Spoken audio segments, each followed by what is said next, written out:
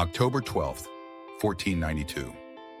A misty dawn breaks over the vast Atlantic, where three weary ships, the Santa Maria, the Pinta, and the Niña, bob on endless waves. For 33 days, they've sailed into the unknown, far beyond the maps of Europe. Crews of sailors, hardened by salt and sun, mutter in exhaustion, their eyes scanning the horizon for any sign of land. Suddenly, a cry pierces the air. Tierra! Tierra! Land! Land! Rodrigo de Triana, perched in the Pinta's crow's nest, spots a faint silhouette against the rising sun. Hearts race as the ships edge closer. White sands gleam, lush green palms sway in the breeze, and dark figures move along the shore. Natives, naked and curious, watching these strange vessels from another world. Christopher Columbus, the Genoese admiral at the helm of the Santa Maria, kneels on deck, tears in his eyes, whispering thanks to God. He believes he's reached the Indies, the fabled riches of Asia. But this is no Asian shore. It's an island in the Bahamas, later named San Salvador by Columbus, home to the Taino people. This landfall isn't just a discovery. It's a collision of worlds that will unleash exploration, exploitation, and exchange on a scale never seen before.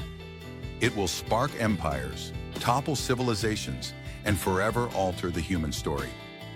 Welcome to Vestige Files, where we unearth the pivotal moments that shaped history. This is the tale of Christopher Columbus's landing in the New World, a saga of ambition, adventure, and unintended catastrophe that bridged two hemispheres and redefined the globe. To grasp this monumental encounter, we must rewind to the late 15th century, when Europe was awakening from the Middle Ages, hungry for wealth and wonders beyond its borders. In the 1400s, Europe was a continent of kingdoms locked in rivalry, their eyes turning seaward. The Renaissance had ignited curiosity, with scholars poring over ancient texts by Ptolemy and Aristotle, dreaming of uncharted lands. But trade was the true driver. For centuries, spices like pepper, cinnamon, and cloves, prized for preserving food and masking flavors, flowed from Asia through the Silk Road and the ports of the Middle East. Gold, silks, and gems followed, enriching merchants in Venice and Genoa. Then in 1453, disaster struck. The Ottoman Turks captured Constantinople, the gateway between East and West. The Byzantine Empire fell, and Ottoman control choked off overland routes, jacking up prices and forcing Europeans to seek alternatives. Portugal led the charge, probing Africa's western coast under Prince Henry the Navigator. By the 1480s, Bartolomeo Diaz had rounded the Cape of Good Hope, opening a sea path to India. But it was long, perilous, and dominated by the Portuguese. Enter Spain, newly unified and ambitious. In 1469, Ferdinand of Aragon married Isabella of Castile, merging their realms into a powerhouse. They completed the Reconquista in 1492, expelling the last Muslim stronghold in Granada after 700 years of warfare. Flush with victory, they sought to rival Portugal's maritime empire. Religion fueled their zeal. The Catholic monarchs, as they were known, aimed to spread Christianity, countering Islam's influence.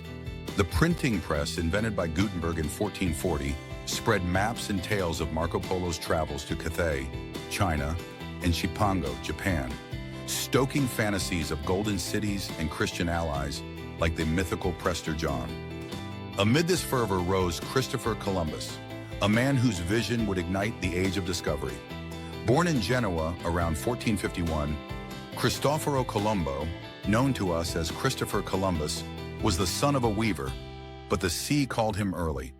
By his teens, he sailed Mediterranean trade routes, learning navigation from Portuguese pilots. Tall, red-haired, with piercing blue eyes, Columbus was a devout Catholic, convinced God had chosen him for greatness. He devoured books on geography, including Ptolemy's Geographia, which underestimated Earth's size, and Toscanelli's letters suggesting a westward sail to Asia was shorter than rounding Africa. Columbus calculated the distance to Japan at just 2,400 nautical miles, wildly off, as the actual span is over 10,000 miles. But his math ignored the Americas blocking the way. Rejected by Portugal's King John II in 1485, who favored the African route, Columbus turned to Spain. For 6 years, he lobbied Ferdinand and Isabella, enduring mockery as a dreamer. The Admiral of the Ocean Sea, they called him, derisively. But in 1492, with Granada fallen, Isabella relented, perhaps swayed by her confessor or the promise of gold to fund a crusade to Jerusalem. The capitulations of Santa Fe granted Columbus titles: Admiral of the Ocean Sea, Viceroy of discovered lands, and 10% of profits. Spain invested modestly, about 2 million maravedis, half from royal funds, half from investors like Luis de Santangel.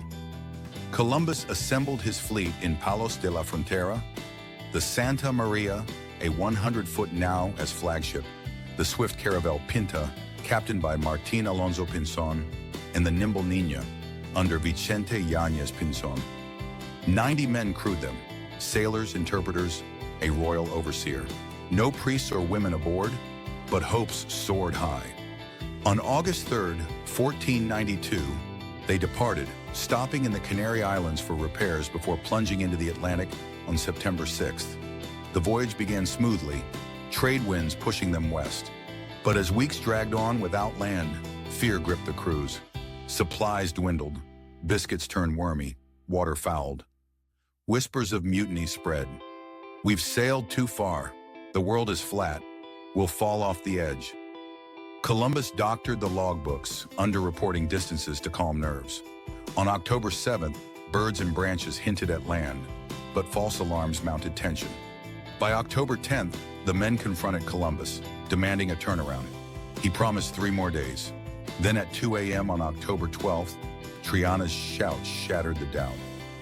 Land at last.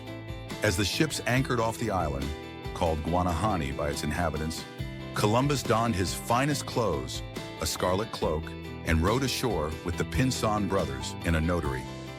Bearing Spain's banner, he claimed the land for Ferdinand and Isabella, naming it San Salvador, Holy Savior. The Taíno people, an Arawak-speaking group of about 2 million across the Caribbean, emerged from the trees.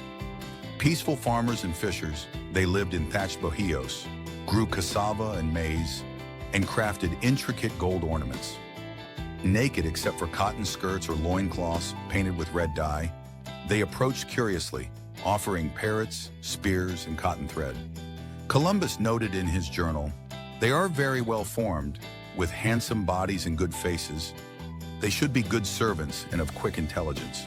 Mistaking them for Indians from India, he sought signs of Asia, Khan's courts, spice groves, but found none. Instead, the Taíno spoke of Cuba to the west, which Columbus thought was Chipango, and Colba, or Babeque, rich in gold. For 6 weeks, the fleet island hopped to Cuba, believed to be mainland China, then Hispaniola, La Española, where the Taíno chief Guacanagari welcomed them with feasts. Gold nose rings and tales of rivers of ore excited the Spaniards. But tragedy struck on Christmas Eve. The Santa Maria ran aground off Hispaniola.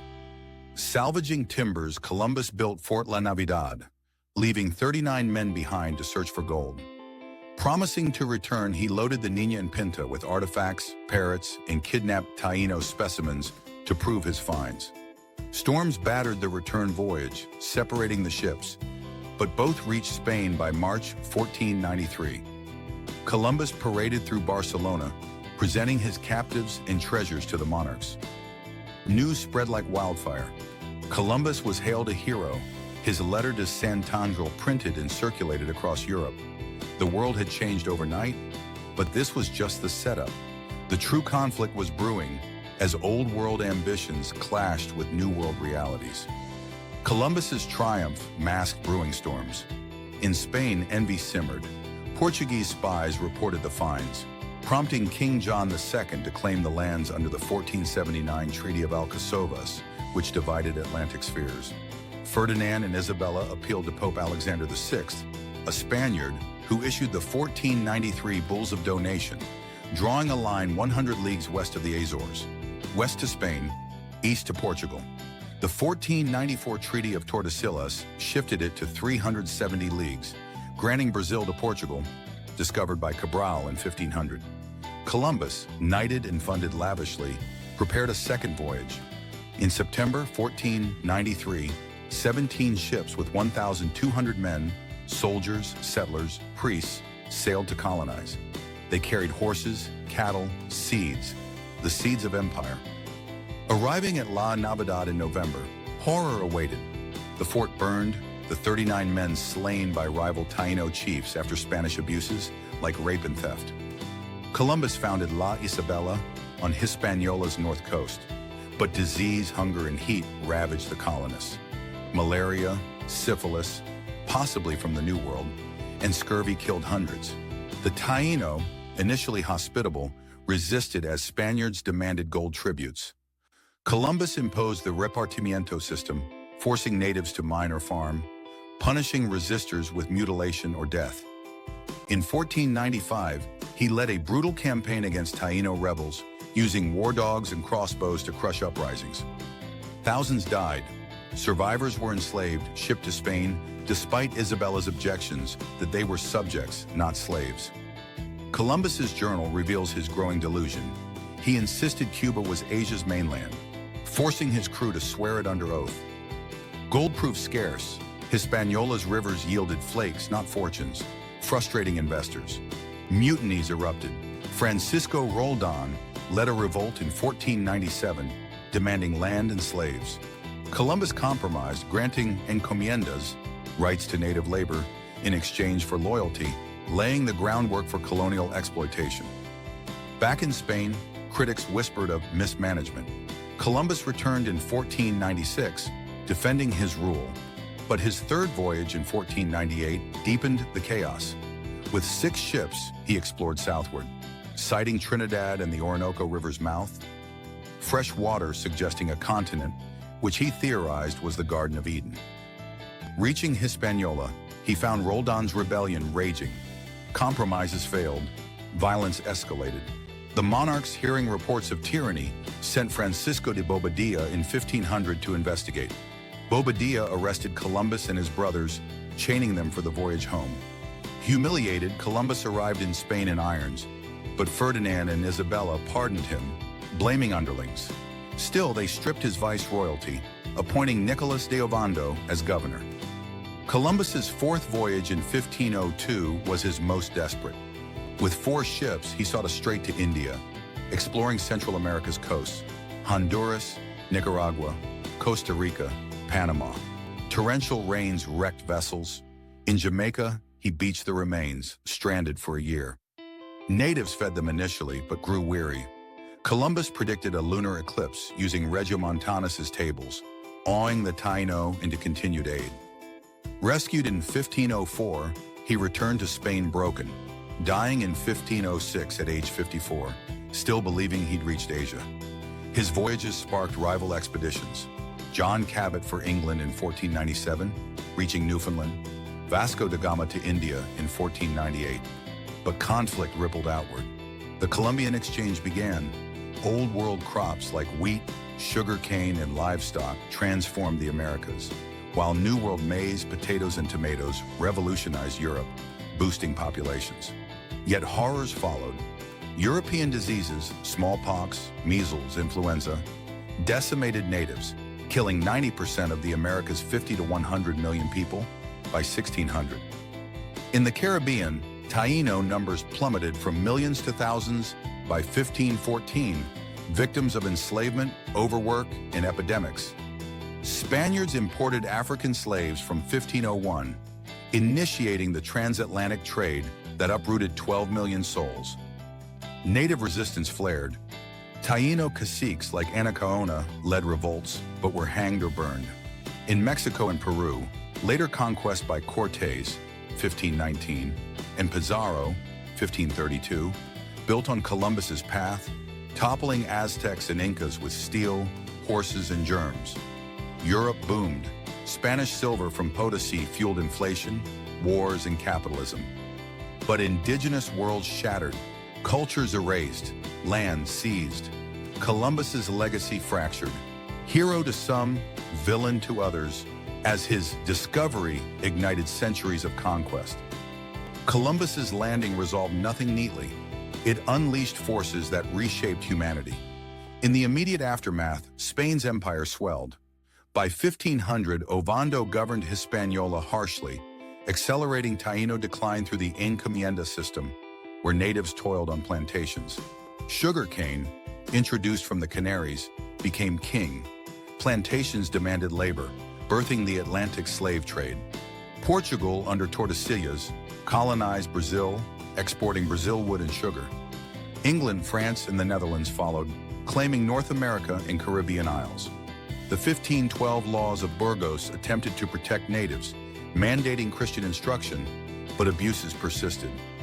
Bartolomé de las Casas, a former encomendero turned Dominican friar, chronicled horrors in a short account of the destruction of the Indies, 1552, decrying genocide and advocating African slavery instead, a tragic irony.